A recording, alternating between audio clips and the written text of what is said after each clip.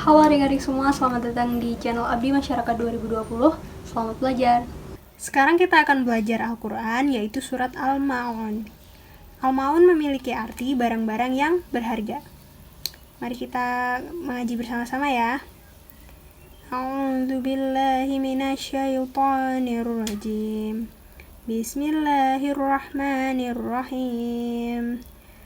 Ara'aital ladzi yukadzibu biddin fadzalikal ladzi yad'ul yatim wa la yahuddu 'ala ta'amil miskin fawailul lil musallin alladzina hum 'an shalatihim sahun alladzina hum yura'un wa yamna'unal ma'un.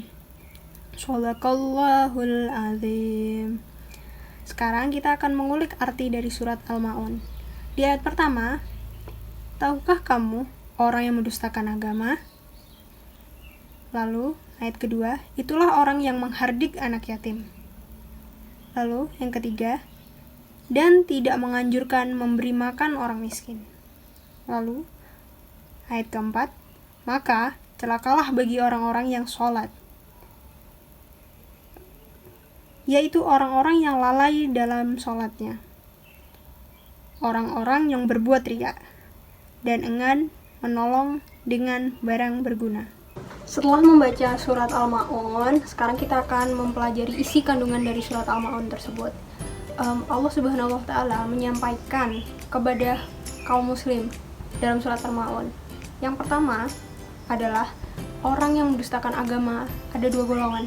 Yang pertama adalah orang yang menghardik anak yatim, dan yang kedua ada orang yang tidak menyarankan untuk memberi makan kepada orang miskin.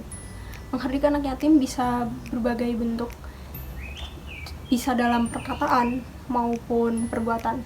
Contohnya perkataan adalah membentak atau mengolok-olok anak yatim. Dan yang kedua, ada orang yang tidak menganjurkan memberi makan kepada orang miskin. Jika kita memiliki rezeki yang berlebih, terdapat 2,5% hak anak yatim maupun orang miskin yang harus kita sedekahkan. Maka dari itu, sebaiknya kita memberikan rezeki yang kita miliki kepada orang miskin tersebut. Dan orang yang tidak melakukan itu termasuk orang yang mendustakan agama. Begitu pula orang yang menghardik anak yatim. Kemudian Allah mengemukakan ada ciri-ciri orang yang celaka. Ada 3. Yang pertama, orang yang lalai dari sholatnya. Kenapa celaka? Karena sholat adalah perbuatan ibadah pertama yang nantinya akan dihisab di alam hisab saat kita nanti meninggal. Gitu. Jika kita melalaikan sholat, nanti seluruh amalan yang kita lakukan itu percuma gitu. Terus yang kedua, ada berbuat riya. Berbuat riya itu apa sih? Berbuat riya itu adalah melakukan ibadah maupun sebuah kebaikan atau banyak kebaikan dengan niat lain, tidak semata-mata karena Allah, tetapi karena ingin dipuji oleh orang lain, ingin dilihatkan kepada orang lain. Zaman sekarang banyak sekali orang yang berbuat baik tetapi hanya untuk ditunjukkan kepada orang-orang. Contohnya beramal tetapi di video, di post, di Instagram, di Twitter, dimanapun itu. Sebaiknya tidak dilakukan seperti itu. Bahkan amal yang baik adalah saat kita memberikan dengan tangan kanan, tangan kiri bahkan tidak dianjurkan untuk melihat. Kita harus menyembunyikan tangan kiri kita. Sekecil itu perbuatan beramal yang seharusnya kita tutupi. Hanya perlu diri kita sendiri dengan Allah yang tahu. Yang ketiga adalah orang yang enggan menolong dengan memberikan bantuan barang berguna. Seperti arti dari surat Al-Ma'un adalah barang-barang berguna. Sebaiknya kita memberikan harta yang kita miliki, barang-barang yang berguna kepada orang-orang yang membutuhkan. Dan orang yang enggan adalah orang yang celaka, karena hanya memikirkan dirinya sendiri, tetapi tidak memikirkan orang-orang yang membutuhkan di sekitarnya. Seperti itu.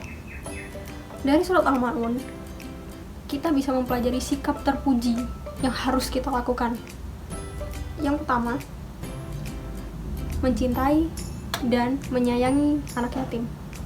Jika kita tidak memiliki harta atau rezeki yang berlebih untuk diberikan kepada anak yatim, hendaknya kita cukup melakukan tindakan-tindakan yang terpuji kepada mereka.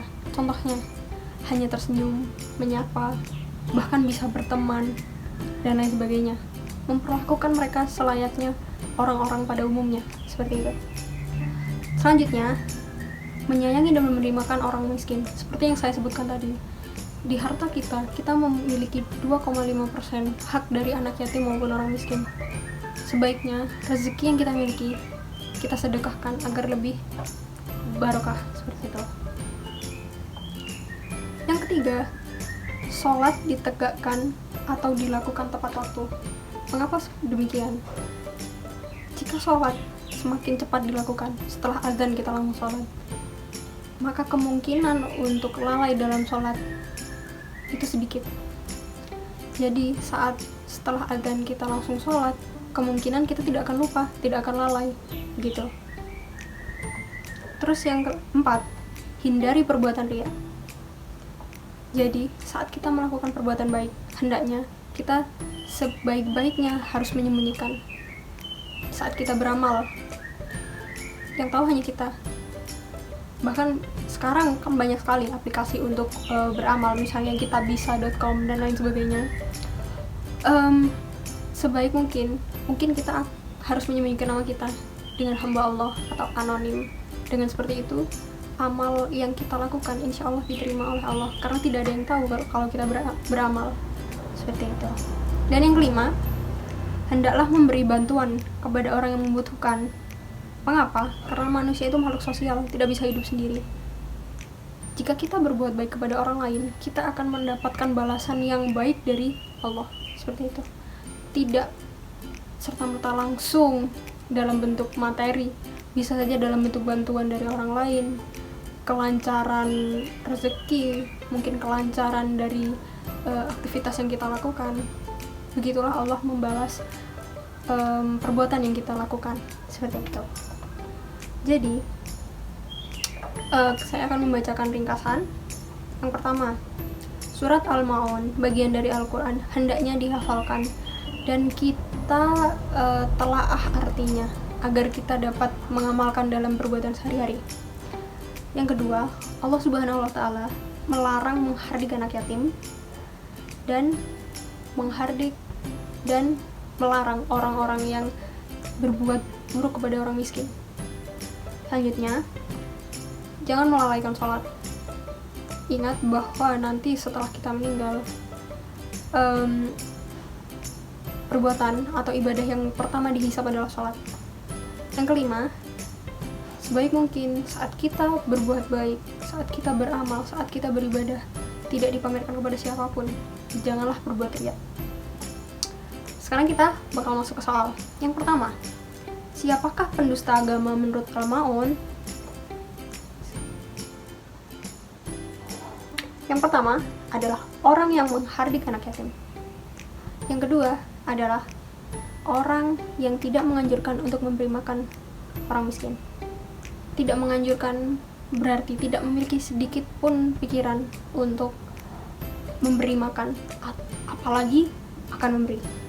Kita masuk ke soal kedua, yaitu sebutkan ciri orang yang celaka menurut surat Al-Ma'un. Orang yang celaka menurut surat Al-Ma'un, yang pertama adalah orang yang lalai sholatnya, melupakan sholat, karena sholat adalah kewajiban. Yang kedua adalah orang yang berbuat riya, orang yang memamerkan segala ibadahnya. Yang ketiga, orang yang enggan menolong orang yang membutuhkan dengan barang berguna yang dimiliki. Gitu. Soal yang ketiga, apa yang dimaksud dengan menghardik anak yatim?